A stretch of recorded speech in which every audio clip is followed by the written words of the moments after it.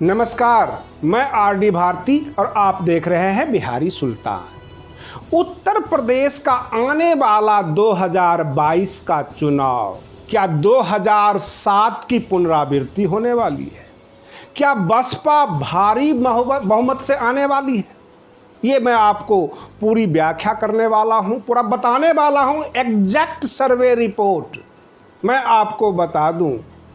आप जरा कल्पना कीजिए कि कोई चुनाव क्यों जीतता है। क्या हमारे देश में ऐसा कोई राजनीतिक दल है जिसको सारी जनता बहुत प्यार करती हो, जिसकी योजनाएं घोषणाएं बहुत अच्छी हो, इतनी अच्छी हो कि जनता टूट के पड़े और वोट दे?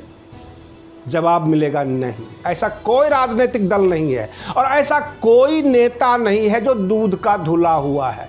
फिर मैं कैसे कह रहा हूं कि बसपा सत्ता में आ रही है? 2007 का जो इलेक्शन हुआ था उसकी पुनरावृत्ति होने वाली है, क्योंकि अक्सर देखा गया है जनता जब नफरत करती है तो तख्तो ताज बदल देती है। और वर्तमान में उत्तर प्रदेश में जनता अब उत्तर प्रदेश सरकार को नफरत की निगाहों से देख रही है। मैंने पिछले वीडियो में आपसे कहा था, बहुत सारे विधायक भाजपा छोड़ने वाले हैं। बहुत सारे विधायक ने कहा कि इतना बड़ा भ्रष्टाचार देखा जो जीवन में कभी नहीं देखा।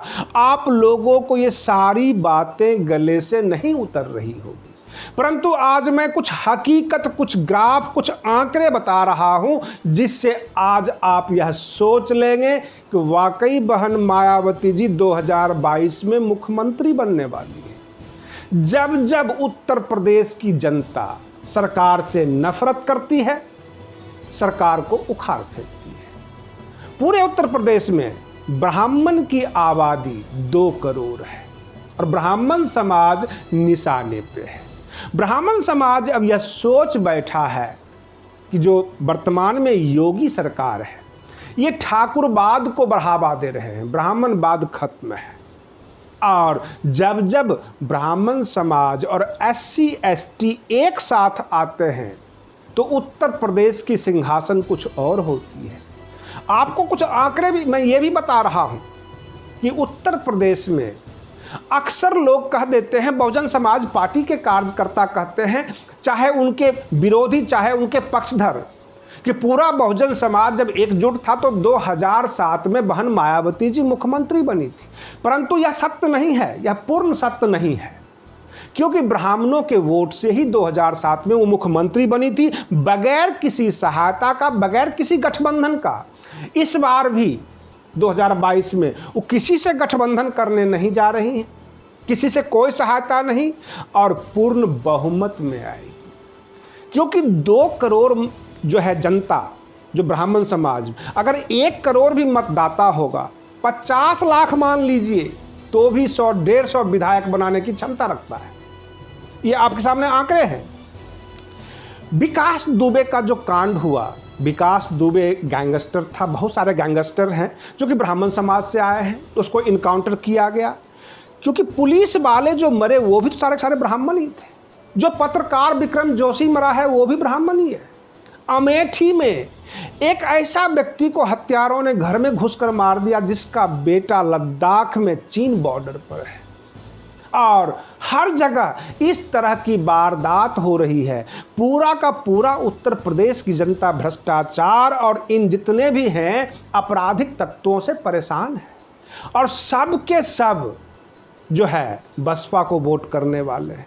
लेकिन क्या ये सच है वो बसपा को ही वोट करेंगे? क्योंकि समाजवादी पार्टी के नेता अखिलेश यादव भी ब्राह्मणों के पक्ष में बोल रहे हैं, कांग्रेस अलग लुभा रही है। क्या ब्राह्मणों के वोट का बिखराव हो जाएगा या बहुजन समाज के वोट का बिखराव होगा? क्योंकि जब उत्तर प्रदेश का चुनाव होगा, पूरे देश के जितने भी बहुजन नेता होंगे सब टूट कर पड़ेंगे उत्तर प्रदेश में। क्या आपको लगता है ओवैसी बैठे हुए रहेंगे? जो सावित्री बाई हैं, चंद्रशेखर आज़ाद हैं, ओम प्रकाश राजभर हैं, अनुप्रिया पटेल हैं, सब बैठे रहेंगे? केवल बहन मायावती रहेंगी या अखिलेश यादव रहेंगे? ये तो मुख्य चेहरे हैं। बहन मायावती और अखिलेश यादव जी, बहुत सारे साइड नेता कूदेंगे मैदान में, बहुजन समाज का वोट काटेंगे। अगर बसपा कार्यकर्ता अभी से तैयारी शुरू कर दे, गंभीरता से ले ले और ब्राह्मण समाज को जोड़कर भाईचारा कमेटी को मजबूत बना ले, बसपा को सत्ता में आने से कोई नहीं रोक सकता। यह पूर्ण सत्य है। आपको एक और बात बताता हूं, सर्वे में जो देखने को मिला, भाजपा कार्यकर्ता SC ST अथवा बाबा साहेब भीमराव अंबेडकर के नाम से उल्टा सीधा कमेंट कर देते हैं, तीखी आलोचना कर देते हैं, और बदले में जो है बहुजन समाज पार्टी के हों अथवा बहुजन समाज के जो भी कार्यकर्ता हैं, वह ब्राह्मणों को उल्टा सीधा जो है कमेंट करते हैं। यह गलत है। आप ब्राह्मण को ना करके भाजपा का कर सकते हैं, वो राजनीतिक दल है। आप किसी समाज, किसी जाति को जब टारगेट करते हैं, आप कहीं के नहीं रहते। और इसलिए भाईचारा कमेटी इसका जवाब है। भाजपा, जब भी आप देखते हैं कि जो कुछ भी गलत अगर आपको कमेंट किया गया, उसका प्रोफाइल चेक कीजिए, वो कहीं न कहीं से नेता नजर आएगा, आम जनता नहीं। और यह भी देखने को मिला है, सामान्य वर्ग को SC ST OBC से कोई नफरत नहीं है। नफरती बोल जो है इन केवल नेताओं के होते हैं, चाहे उनके कार्यकर्ता हो, उसकी प्रोफाइल आप चेक कर सकते हैं। बहुजन समाज की आपस में एकता नहीं है, इसका मैं आपको सबूत दे सकता हूं। आप कहते हैं 85% हम एक जगह आ जाएंगे, लेकिन मैं कहता हूं आप कभी नहीं आएंगे। विश्वास ना हो तो आप मेरे वीडियो को ही देख लीजिए। जितना व्यूज है क्या उतना लाइक है, और जितना लाइक है क्या उतना कमेंट है। लोग देखते हैं, देखकर जिंदा लाश की तरह आगे बढ़ जाते हैं। उनके सामने अगर कोई निर्दलीय भी खड़ा हो जाएगा तो 10-20 हजार वोट काट लेगा। ये वे लोग हैं जिनका अपना विचार स्थिर नहीं है, ये अपने दिमाग से नहीं चलते हैं। ये वे लोग हैं जो जानवरों की तरह केवल भूख लगती है तो हरा चारा की तरफ भागते हैं, भूख समाप्त ये बैठ जाते हैं। इस समाज को दिशा निर्देश देना बहुत जरूरी है। कभी आप हमारे वीडियो को चेक कर लीजिए, 50,000 व्यूज होगा, उसमें मात्र 200 कमेंट और 2000 लाइक। इसका मतलब तो ये हुआ कि 48,000 लोग या तो तमाशा देखने के लिए यूट्यूब खोलते हैं, अथवा यह देखते हैं कौन है या गलती से उनके सामने वो वीडियो आ गया। बहुत सारी बातें हैं, समाज में बहुत सारे लोग हैं जिनका अपना कोई फैसला नहीं होता। अक्सर आप चुनाव में सुनते होंगे कि फैसला आपका, लेकिन इस जनता का फैसला नहीं है। फैसला तो जागरूक लोग करते हैं। जो 200 लोग हमारे वीडियो में कमेंट करेंगे, फैसला वो करेंगे। जनता तो दर्शक है, और दर्शक का अपना कोई विचार नहीं होता है। ये भीड़ तंत्र बना हुआ है, और भीड़ तंत्र में लोकतंत्र की रक्षा करना बड़ा मुश्किल काम है। बहुजन समाज इसी दौर से गुजर रही है, और इसमें अगर भाईचारा कमेटी को जोड़कर, कुछ जागरूक लोगों को जोड़कर, बगल में किसी और को कुर्सी देकर अगर सत्ता की प्राप्ति होती है, इसमें कोई बुराई नहीं। रही बात ये, हमारे देश के इतिहास में बहुत जगह वर्णन किए हुए हैं कि भाईचारा जब जब जागी है, देश जो है सत्ता मजबूत हुई है, देश मजबूत हुआ है।